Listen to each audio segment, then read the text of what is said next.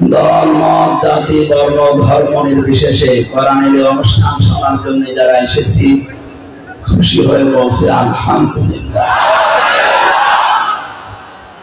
সূরা তাওবার ভেতরে বিশ্ব নবীকে আল্লাহ জানিয়েছেন, হে নবী, অমুসলিমরা যদি কোরআন শুনতে আসে তাদের কোরআনে কারীম শোনার ব্যবস্থা করে দেবে।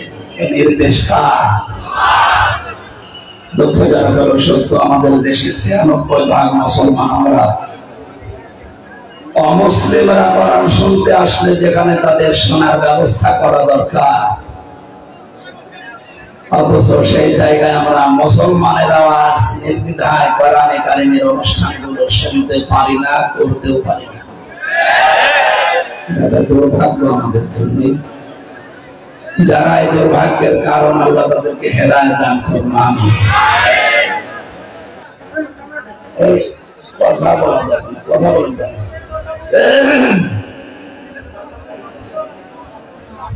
গত ৪-৫ দিন আগে ছিলাম রংপুরে, গ্রামে। ওই এলাকার মানুষ একটু গরিব, তো ওরা ফ্যান দেয়নি, শরীরে গাম বসে ঘরে বসে গেছে। ২-৩ দিন তো খুব কষ্ট হচ্ছে কথা বলতে। গত পরশু দিন তো মাহফিলটাই করতে পারি না। আজকে যার আশা করছে আল্লাহ আমার কণ্ঠটা ছেড়ে দেবে। আল্লাহ বড় মানুষ বানিয়েছে, আমি কথা বলা শিখিয়েছি। বিজ্ঞানী আয়াত নিয়ে প্রমাণ বের করেছে, মানুষের এই কয়েক ইঞ্চি জায়গা থেকে এক একটা কথা তৈরি হতে ২৭টা স্তর পার করা লাগে। কি অবস্থা! একটু পিছিয়ে যান তো, যান একটু পিছিয়ে যান, একটু পিছিয়ে। ঠিক আছে, আওয়াজ বাড়িয়ে যা আছে কানে যেন আওয়াজ লাগে। এমনিতে করার অবস্থা দেখছেন না। দোয়া চাচ্ছে আপনাদের কাছে, নিজেও দোয়া করছে আল্লাহ যেন কণ্ঠটা যিনি মালিক তিনি যেন ছেড়ে দেন। ২৭টা স্তর পার করার পরে যদি একটা কথা বের হয় যে আল্লাহ এটা করতে পারেন, আমার কণ্ঠটা তিনি ১ ঘন্টার জন্য ছেড়ে দিতে পারেন না? কথা বন্ধ থাকলে যে কি অসুবিধা হয় আমি ৩ দিন টের পেয়েছি। এখানে মানুষকে বানাতে যে ১৩টা জিনিস লাগে, তার ভেতরে বাক শক্তি একটা। এই কথা বলার শক্তিটা আল্লাহ নিজের পক্ষ থেকে রব নামের কারণে আমাদেরকে ভিক্ষা দিয়েছেন। আল্লাহ যদি এটা না দিতেন, যারা বোবা, কথা বলতে পারে না, বাক শক্তি নেই, ওরা যে কি হারিয়েছে ওরাই জানে। যারা কথা বলতে পারে, জবান খুলে বলেন তো আলহামদুলিল্লাহ।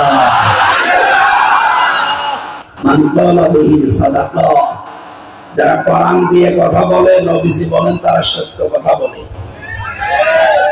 আমার আমিলা বিহি উজিরা, যারা কোরআন দিয়ে আমল করে এদের পুরস্কার আল্লাহ নিজে দান করবেন।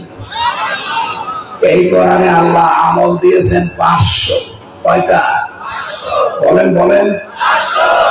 বাংলাদেশ সহ ভারত, পাকিস্তানের সমস্ত দেশগুলোতে পীর সাহেব নামা যারা দিন প্রচার করে, দিনের খেদমত করেন, ওনাদের দরবারে গেলে ওনারা আমরা দেখি সবক দেয়।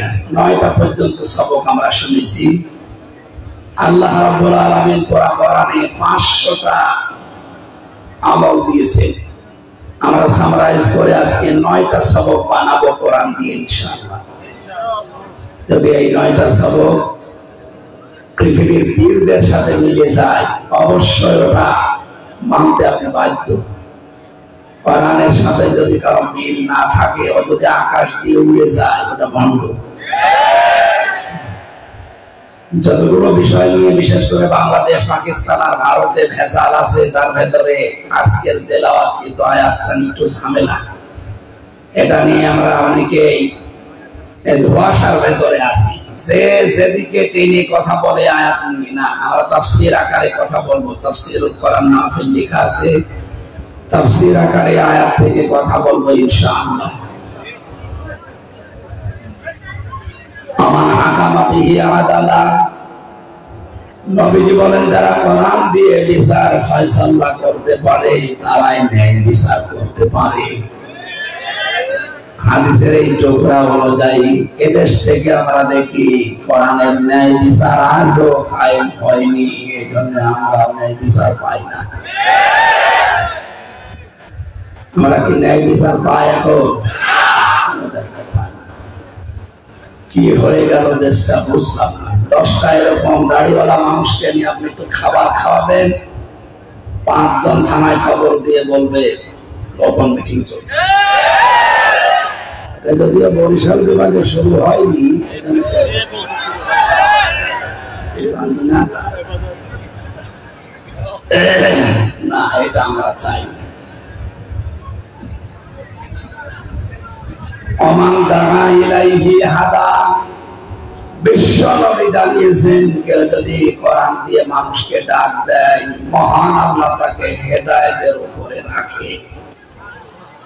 আপনি যদি সত্যি হেদায়েতের উপরে থাকতে চান, আজকে থেকে মরণ পর্যন্ত মানুষকে ডাকতে হবে কোরআন দিয়ে। এই হাদিস আমি বানালাম।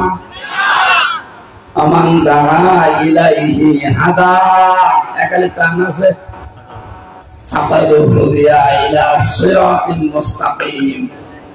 নবী বলেন কেউ যদি হেদায়েতের এই ডাকে সাড়া দেয়, আল্লাহ তাকে সিরাতে মুস্তাকিম নসিব করে দেবে।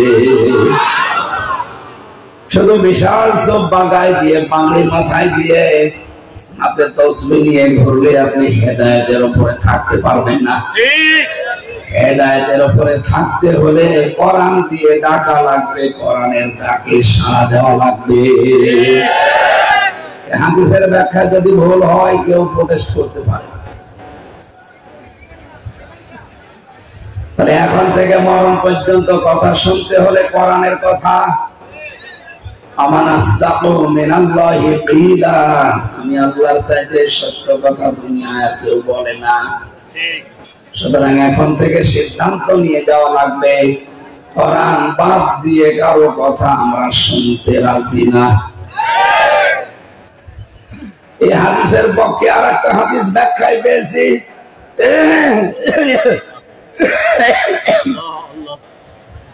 আল্লাহর নবী জানিয়েছেন, মান ইত্তাবাআল হুদা বিগাইরিল কোরআন আদাল্লাহুল্লাহ। তিরমিজি শরীফের হাদিস। কোন মানুষ যদি কোরআন বাদ দিয়ে হেদায়েত পাওয়ার জন্য পৃথিবীর কোন জায়গায় যায়, আল্লাহ নিজে তাকে দায়িত্ব নিয়ে গোমরাহ বানিয়ে দেয়। বাংলাদেশের সবচাইতে বেশি যেহেতু বরিশাল আর চট্টগ্রাম বিভাগে পীর বেশি, এই জন্য হাদিসটা আমি সাপোর্ট হিসাবে পড়লাম। শব্দটা খেয়াল করেন তো, আদাল্লাহুল্লাহ। এখানে যারা আরবি গ্রামার বোঝে, আদাল্লাহ ইউদিল্লু বাবে ইফআল থেকে এসেছে। নবী যদি দল্লা শব্দ দিতেন, দল্লা ইয়াদিল্লু, বাংলা অর্থ আসতো আপনি নিজেই নিজেকে গোমরাহ বানিয়ে ফেলেছেন, খারাপ বানিয়েছেন।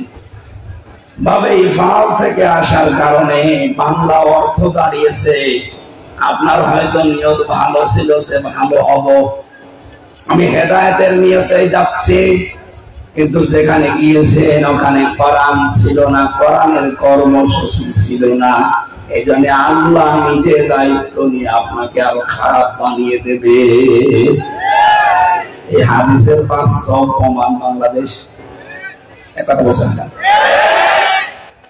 সরকারি জরিপে এখন 48,000-এর উপরে পীর এই দেশে। পীর যদি এত থাকে, মরিদ কত আছে? পীর মরিদ আমি খারাপ বলছি না, ভালো জিনিস এটা। পীর মানে উস্তাদ, মরিদ মানে ছাত্র। আপনি যেটা জানেন না ওনার কাছে জেনে নেবেন, ইসলামের এতটুকু শেষ, এর আগে পরে আর কিছু নেই। কথা বুঝতেছেন? যদিও বরিশাল বিভাগটা এখন মুক্ত আছে, এগুলো চট্টগ্রাম বিভাগে বেশি। পীর সাহেবের নাম শুনলে অনেকে বউ দিয়ে পর্যন্ত খেদমত করাচ্ছে।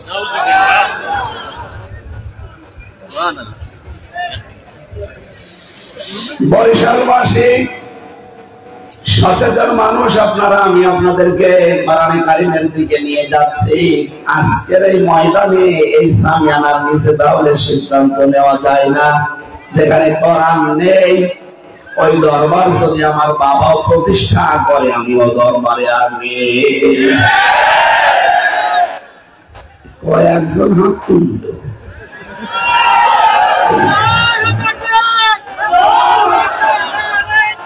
ঠিক আছে, সহ্য করছেন।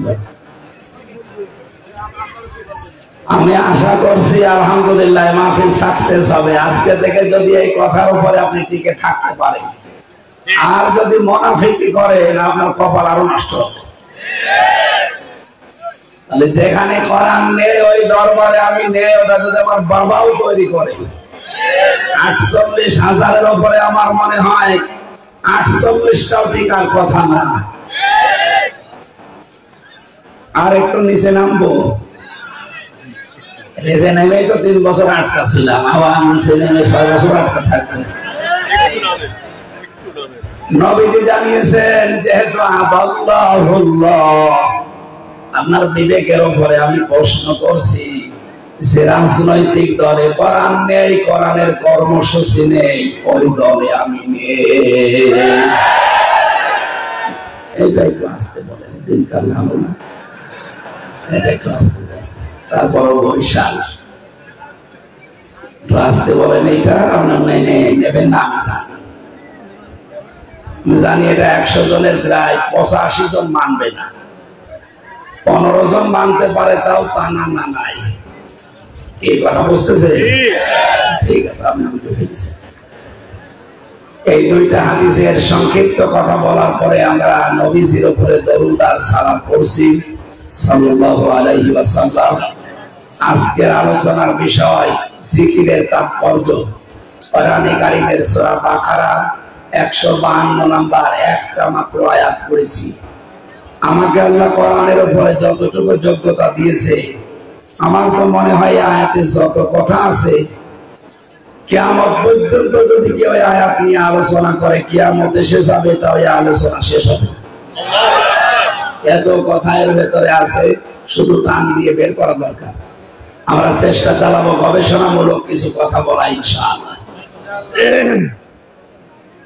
আল্লাহ রাব্বুল আলামিন জানিয়েছেন, জবান খুলে কোরআনের এই সোনালী আয়াত আগে পড়েন। আউযু বিল্লাহি মিনাশ শাইতানির রাজীম।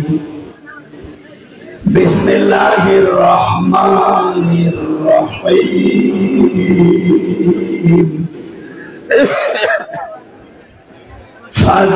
ফাযকুরুনি আযকুরকুম ওয়াশকুরুনি ওয়ালা তাকফুরুন। সাদাকাল্লাহুল আযীম। আমরা যে কথা বলছিলাম, পীর সাহেবদের কাছে গেলে কয়টা সবক 1 থেকে কয়টা পর্যন্ত দেয়? কোরআনে কারিমে আল্লাহ 500 শরীয়তের বিধান দিয়েছেন, আমল দিয়েছেন। সেখান থেকে আমরা সামারাইজ করে মাত্র 9টা সবক আজকে আল্লাহ কোরআন থেকে শোনাবো। তার প্রথম নাম্বারে জিকির। 48,000 দরবারের নাম বলছিলাম, যে কোন দরবারে যাবেন আগে কি দেবে? মুরিদ হওয়ার জন্য যান, আগে কি দেবে? বলেন বলেন, জিকির। এই শব্দটা কি খারাপ? এটা ফরজ জিনিস, যারা দিচ্ছে অবশ্যই বুঝে শুনে দিচ্ছে। এবার আল্লাহকে আমরা জিজ্ঞাসা করি, এই শব্দটা তিনি কি হিসাবে কোরআনে কারিমে দিলেন? আল্লাহ পাক বলেন, ফাযকুরুনি, মানে অতঃপর, উযকুরুনি, আমাকে স্মরণ করো, আমার জিকির করো, আযকুরকুম, আমি আল্লাহ তোমাদের জিকির করব। শব্দটাকে এভাবে আল্লাহ আমাদের দিতে চেয়েছেন যে তোমরা আল্লাহ আল্লাহ আল্লাহ এগুলো কিছুক্ষণ বলো, আমি আরশে বসে বসে ফেরেশতাদের নিয়ে তোমাদের সম্পর্কে বলি বান্দা বান্দা। এরকম নাকি? ওয়াশকুরুনি, আমার শুকরিয়া আদায় করো, ওয়ালা তাকফুরুন, আমার সাথে নাফরমানি করবা না। 4টা শব্দ আছে। কয়টা? আমার জিকির করো, আমি জিকির করব, আমার শুকরিয়া আদায় করো, নাফরমানি করবা না। কয়টা? বোঝা হয়ে গেছে না? তাহলে মোনাজাত করি। আপনি কি করতে বলছেন? বোঝা হয়ে গেছে। জানেন এর ভেতরে কি আছে? এই যে জাল, কাফ আর র, জিকির, এই শব্দটা এত গুরুত্বপূর্ণ, তাৎপর্য এত বেশি সিগনিফিকেন্সের ভেতরে আল্লাহ লুকিয়ে রেখেছেন। আল্লাহ রাব্বুল আলামিন বলেন, কেউ যদি জিকির বুঝতে পারো, দুনিয়া আখিরাত সব বুঝতে পারবে। কোরআন শরীফ আমি বিশ্ববিদ্যালয়ে থাকাকালীন যতটুকু পেরেছি মিলিয়েছি এই জিকির শব্দটা। কোরআনে আল্লাহ জিকিরের প্রধান অর্থ দিয়েছেন পাঁচটা। কয়টা? এই পাঁচটা অর্থের সাথে বাংলাদেশের, ভারতের, পাকিস্তানের, কারণ এই তিনটা দেশে পীর পাওয়া যায়, অন্য দেশে নেই। আমি বহু দেশে ঘুরেছি, কিন্তু পীর এই তিন দেশে ছাড়া পাইনি। এর মানে কিন্তু খারাপ জিনিস না। এর মানে আগে বললাম কি, উস্তাদ, শিক্ষক, মুআল্লিম, মুরব্বি যাই বলেন, আপনি যেটা জানেন না ইসলামে, ওনার কাছে যে জিজ্ঞাসা করে নেবে। আবার এরকম মানুষের কাছে যে জিজ্ঞাসা করছেন যে নিজে জানে না, এরকম পীর দেশে নেই। এই যে না নাম বললাম, ওর দাঁড়িয়েও নেই, খালি মৌসও নেই, নমক। আমার তো মনে হয় আপনাদের এই ওলামিয়া লালগঞ্জ জামে মসজিদে ইমাম সাহেব এখন যদি ইংলিশে দেখে যে একেবারে সফান সফা নামাজ পড়বে, এটা হয়তো সিলেটে, চট্টগ্রামে পড়লেও পড়তে পারে। বরিশাল বিভাগের মানুষেরা খুব কঠোর বিষয়। দাড়ি যদি কেউ কাটে, ওরে মসজিদ ঝাড়ু দিতে দেয় না। এই বিভাগটা খুব কড়া, আমি জানি। এখন ওনার মুখে দাড়ি নেই, উনি সাংবাদিক, যে বলছে হুজুর আপনার মুখের দাড়ি কই? বেটা তোমার মুখে দাড়ি কই? উনি যদি বলে হুজুর মুসল্লি হওয়া যায় দাড়ি ছাড়া, কিন্তু ইমাম হওয়া যায় না। বরিশাল বিভাগের মানুষেরা আপনার বিবেকের উপরে কি করে পোশাক করে দিল? কি বুঝেন আপনি? দাড়ি ছাড়া এই লালগঞ্জ বাজারের মসজিদের ইমামতি করা যায় না, দাড়ি ছাড়া বিশ্ব ওলি হওয়া যায়। কি করে ওলি হয় না? ওনার বিবেক নেই। এই জন্য বলছিলাম, যারা জানে তাদের কাছে যাবেন। এমন এমন মানুষের কাছে আমরা যাই যে নিজেই জানে না, কোরআনে কারিমের আয়াত পড়ছে, যা কি উল্টোপাল্টা করে যাই হোক, ব্যাখ্যা করতে গিয়ে সব নিজের মন মতো বাবার দিকে টেনে বলে। এই যে কোরআন শরীফ আমি হাতে নিয়ে বলছি, 20 সালে আমি জেলখানায় যাওয়ার আগে 3টা বছর তো বের করেছিলাম। 20 সালে আমি ফরিদপুরের এক দরবারে গিয়েছিলাম, নাম করা দরবার। আসরের নামাজ আদায় করার পরে সবাই ঘুরে বসেছে আপনার রুমের দিকে। উনি আয়াত তেলাওয়াত করলো, ইয়া আইয়ুহাল্লাযীনা আমানুত্তাকুল্লাহা ওয়াবতাগু ইলাইহিল ওয়াসিলা ইলা আখিরি আয়াত। সূরা মায়েদার 35 নম্বর আয়াতটা তেলাওয়াত করলো ইমাম সাহেব। একটা কথাও মিথ্যা বলছি না, একেবারে কোরআন হাতে নিয়ে বলছি। এটা রেকর্ড হচ্ছে, কালকে সারা দুনিয়ায় ছড়াবে। ইমাম সাহেব ব্যাখ্যা করছে, ও হে ইমানদারেরা, আল্লাহকে ভয় করো আর আল্লাহকে পাওয়ার জন্য ওসিলা তালাশ করে। ওসিলা হচ্ছে পীর সাহেব। এখানে অবশ্যই আলেম আছে, যেহেতু মাদ্রাসা আছে। জিজ্ঞাসা করেন তো ওসিলা মানে পীর সাহেব কোন জায়গায় লেখা আছে কিনা? 42টার উপরে তাফসীর আমার দেখা আছে বাংলাদেশে। যতগুলো তাফসীর আমি দেখেছি, সব মুফাসসির বেশিরভাগ ওসিলা শব্দের অর্থ দিয়েছে নেক কাজ। 2 নম্বরে নবীর সম্মান। আপনি পীর সাহেবের কোথায়? এই যে আয়াত তো ঠিকই পড়েছে, নিজের মন মতো বানিয়ে, মানুষকে ধোঁকা দিয়ে, বোকা বানিয়ে নিজের ব্যবসা প্রতিষ্ঠান ঠিক রাখার জন্য যে ব্যাখ্যা করলো, কিয়ামতে ওর জবাব আল্লাহ আগুনের কাঁচি দিয়ে কেটে দেবে। এই জন্য যে মানুষগুলো জানে, ওদের কাছে যাবেন, ওরা উস্তাদ, ওরা শিক্ষক, ওরা পীর, না যাই বলে। তাহলে সেখানে আমরা যাচ্ছি, দেখছি এই শব্দটা আমাদের দিচ্ছে যে জিকির করো বাবা। কোরআনে আল্লাহ জিকির শব্দটাকে ব্যবহার করেছেন কয়টা অর্থে? আরো জোরে। আপনি আজকে থেকে এই জীবনের শেষ দিন পর্যন্ত এখন মিলাবেন এই 5টা অর্থ আমার বিভিন্ন যে দরবার এগুলো হাতে আছে কিনা। 1 নম্বরে আল্লাহ জিকিরের অর্থ দিয়েছেন কোরআন। জিকির মানে কোরআন শরীফ। ইন্না নাহনু নাযালনা যিকরা ওয়া ইন্না লাহু লাহাফিজুন। সূরা হিজর 14 নম্বর পারা 1ম নম্বর পৃষ্ঠা 9 নম্বর লাইনের 9 নম্বর আয়াতটা 1ম নম্বর রুকুতে আছে। এটা তাফসীরে ফিসিলানিল কোরআনে পাবেন।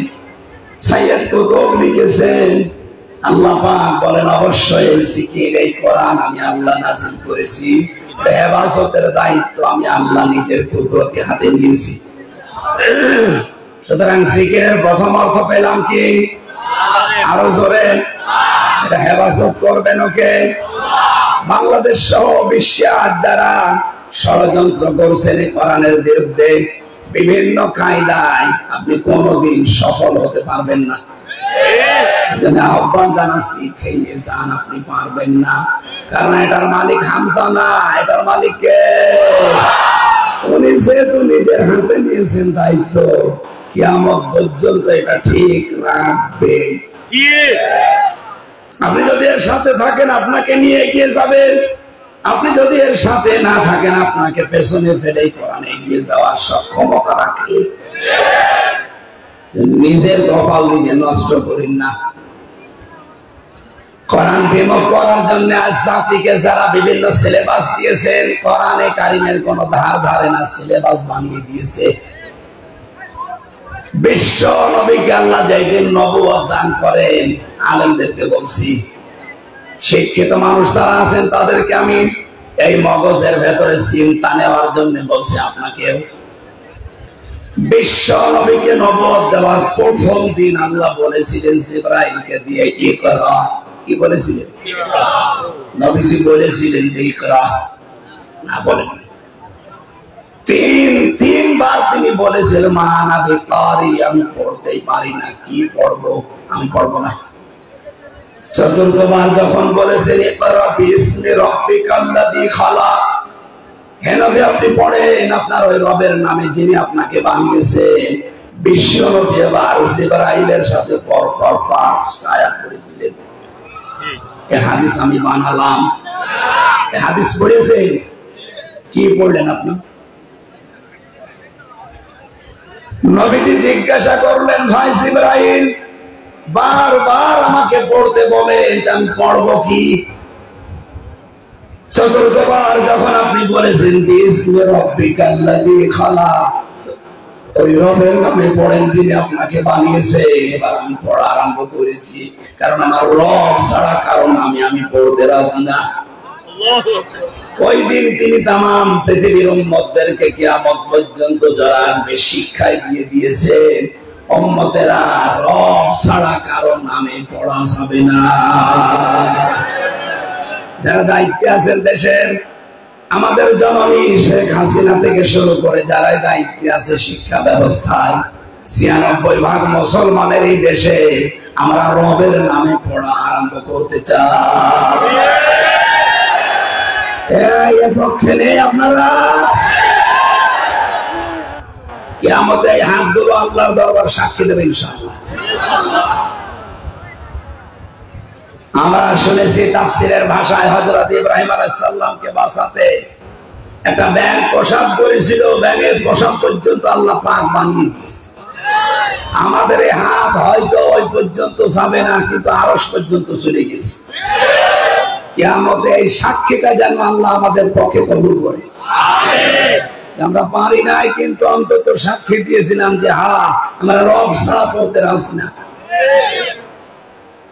রব ছাড়া না পড়লে কি হয়, এই চোখ দিয়ে দেখেছি শিক্ষক অজু করছে, ছাত্র পায়ে পানি ঢেলে দিচ্ছে, মাত্র 7 বছর বয়স ছাত্রের। আমি এই চোখ দিয়ে এইটাও দেখেছি, বিশ্ববিদ্যালয়ে ক্লাস চলছে, মাস্টার্সে আর ছাত্র জুতা দিয়ে পিটাচ্ছে শিক্ষককে, বলছে শালা করে মেরে ফেলবো। একটাও বানিয়ে বলছি না, দেখে দেখে বলছি। বলেন তো, ওইটাও ছাত্র এইটাও ছাত্র। ওইটা মাস্টার্স করার পরে সাংবার হয়ে গেছে, আর একেবারে আলিফ বা তাসা শুরু করেছে, মানুষ হচ্ছে। কারণে পড়া আরম্ভ করেছে কার নামে? কয়েকদিন আগে একটা ভিডিও ঘুরছিল, দেখেছেন ইন্টারনেটে। 4 ভাই 2 বোন, 6 ভাই বোন, সব হায়ার এডুকেটেড, সব অনার্স মাস্টার্স করা। 95 বছর বয়সী বাবাকে নিজেদের সম্পদগুলো সব বাবার সম্পদ নিজেদের নামে লিখে বাবাকে রাস্তায় ছেড়ে দিয়েছে। না না, আউযুবিল্লাহ বললেন মানে এ দোষ কি শুধু এই 6 ভাই বোনের? ওই মুরব্বীর দোষ নেই? আপনার এই 6টা ছেলে মেয়েকে অনার্স মাস্টার্স করিয়েছেন। কোরআনে কারীম যদি 3 বছর করে এই 6টা ছেলেকে পড়াতেন, কিয়ামত হয়ে গেল আপনাকে এই 95 বছর বয়সে রাস্তায় ফেলে দিত না। আমি যতগুলো বৃদ্ধাশ্রম দেখেছি বাংলাদেশে, কোন জায়গায় কোন আলেমের মা বাবাকে পাইনি। রাগ করেন না, এনার মতো মানুষকে মা বাবা পেয়েছি।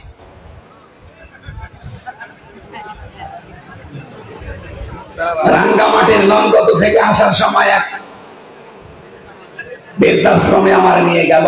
যে দেখে এরকম একজন কলেজের অধ্যাপক কাঁদতেছে মায়ের পায়ের কাছে বসে বসে। এদিকে তাকা, ডাক দিয়ে আমার বলছে, হুজুর আমার মা আমাকে ডাক দিয়ে বলছে এই কথা আছে, বাবা আমি মারা গেলে মাথার উপরে যে ফ্যান, এই ফ্যানটা পাল্টিয়ে নতুন ফ্যান লাগাবি। মাকে বললাম, মা তুমি তো মরে যাবে, তোমার যে অবস্থা, তখন আবার ফ্যান পাল্টিয়ে কি হবে? মা বলছে, বাবা আজ 3 মাস আমি এখানে আসি, এই ফ্যানটা ঘোরে না। আমি কর্তৃপক্ষকে বলেছিলাম, কিন্তু ওরা আমার কথা শোনে না। আজকে আমি অবস্থা খারাপ ধরে খবর দিয়েছে শেষ দেখার জন্য, তুই এসেছিস। আমার মন ডেকে বলছে, তুই আমার সাথে যা করলি, কিছুদিন পরে তোর ছেলে তোর সাথে এইটাই করবে। তোর যেহেতু ফ্যান ছাড়া ঘুম হয় না, তোর তো এখানে থাকা লাগবে। এই জন্য তোরে আগে থেকে সতর্ক করলাম, অন্তত ফ্যানটা নতুন করে দিস, তোর ঘুম হবে। কিছুক্ষণ পরে দেখলাম ওর মা মরে গেল। হাওয়া করে মায়ের পা জড়িয়ে কাঁদতেছে। বাবা আমার বলছে, হুজুরের দোষ শুধু আমার একা না, এ দোষ আমার বউ। আমার বউ আমাকে বারবার বলেছে, বুড়ি যদি বাড়ি থাকে তোমার ভাত আমি খাবো না। আমার 2টা ছেলে মেয়ে আছে, তাদের চোখের দিকে তাকিয়ে আমি তালাকও দিতে পারি না। শেষ পর্যন্ত মাকে রেখে গিয়েছিলাম এই বৃদ্ধাশ্রমে। বাবা আমার 10 বছর আগে মারা গেছে। আজকে আমার মাটা মারা গেল, নাম ধরে ডাকার মতো এখন আমার আর কেউ নেই। বরিশালবাসী, শুধু রাঙ্গামাটির লঙ্গদুর ওই কলেজের অধ্যাপকের অবস্থায় কি এই নাকি আমাদের অনেকের পরিবারে এটা চলছে?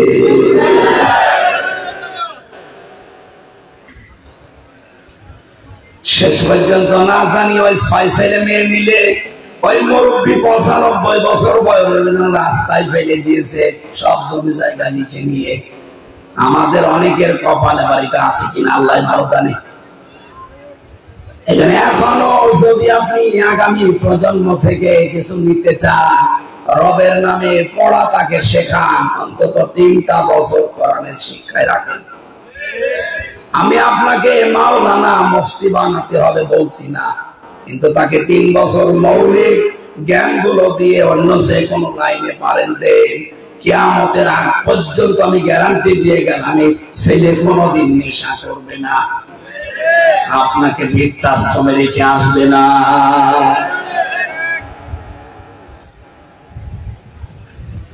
এখানে ষড়যন্ত্র করে শিক্ষা ব্যবস্থা থেকে কোরআন বাদ দিয়ে দিচ্ছেন যারা, আপনি সফল হতে পারবেন না। আমরা জাতে মাতাল হলে কিন্তু তাহলে ঠিক আছে, আপনি একেবারে সব বাদ দিয়ে দেবেন মনে করছেন এত কিছু বলছে না, কিছু বলছে না। মানে এই লোকটার মগজ যেদিন ভুলে যাবে, এর দোয়া দরুদ পড়ে আপনি ঠেকাতে পারবেন না। সিলেবাসের ভেতরে লাগিয়ে দিয়েছে শরীফ থেকে শরীফা, এই ট্রান্সজেন্ডারের নামে এই হারাম কাজ যারা সিলেবাসে লাগিয়েছেন, এটা পাল্টাতে হবে। এটা যদি সিলেবাস পর্যন্ত থাকতো কসম আল্লাহর আমি কিচ্ছু বলতাম না। 10 বছর পরে আমরা দেখতে পাচ্ছি এই শরীফ থেকে শরীফা পড়তে পড়তে এরা এমন জায়গায় যাবে শেষ পর্যন্ত বলবে আমরা এখন এই দাবি প্রমাণ করতে চাই। সকালে বলবে আমি শরীফ, বিকালে বলবে আমার শরীফা শরীফা লাগছে। শরীফা লাগছে বলে শেষ করবে, বলবে আমরা তাহলে মহিলা হোস্টেলে সিট দেন। যে মহিলা হোস্টেলে এনার মেয়ে আছে, এনার বোন আছে, এনার ফুফু আছে, এই কথা বলছে না কেন?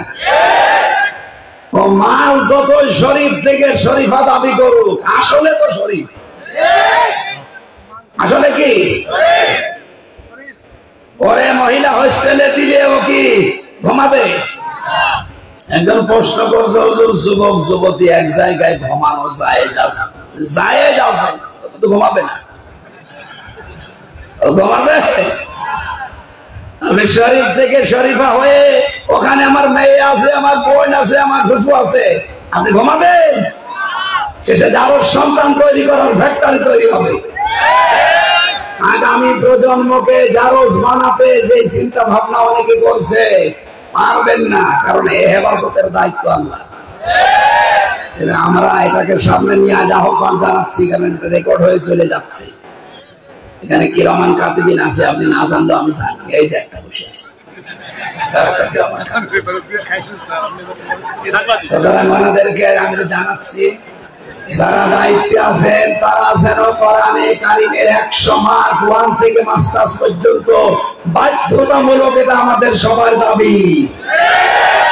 কথা বলে আল্লাহ, তুমি এই দাবিটা যারা দায়িত্বে আছে তাদের মগজে ঢুকিয়ে দাও। এখান থেকে আমরা শিক্ষা নিলাম কি? রব ছাড়া কারো নামে আমরা পড়তে রাজি না, এটা আমার নবীর শিক্ষা।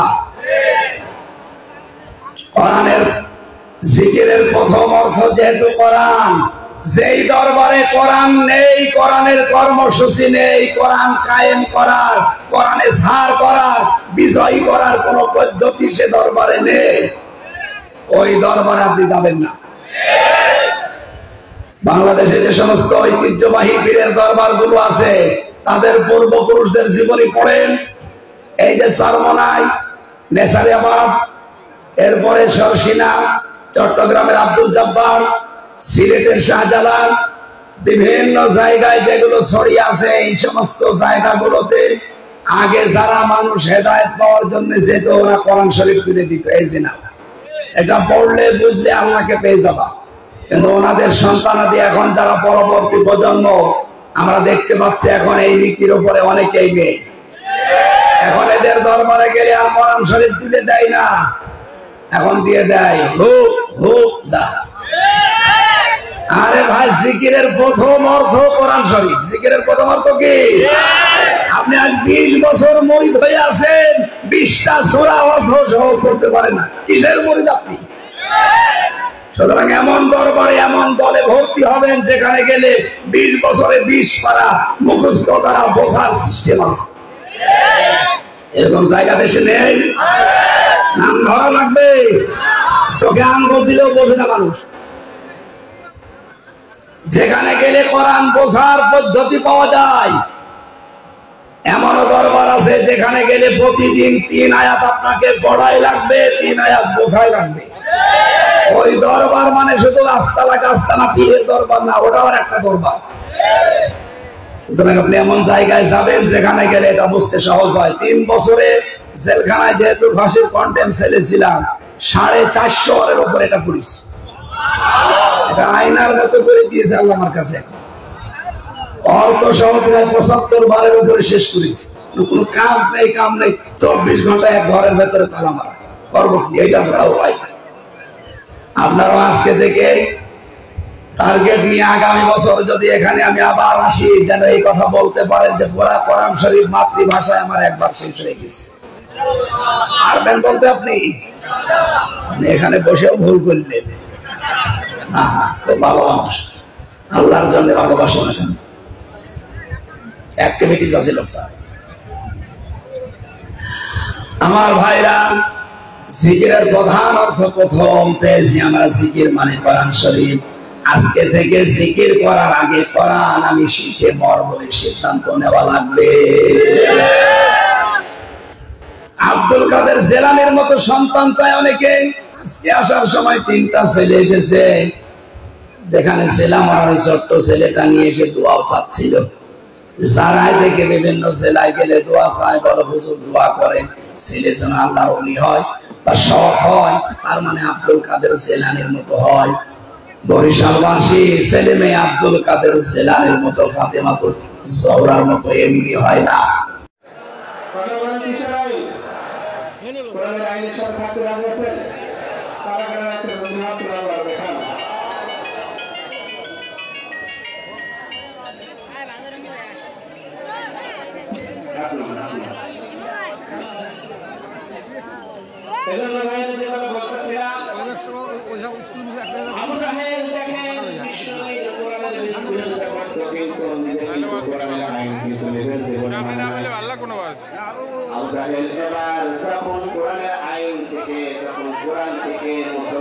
মানুষ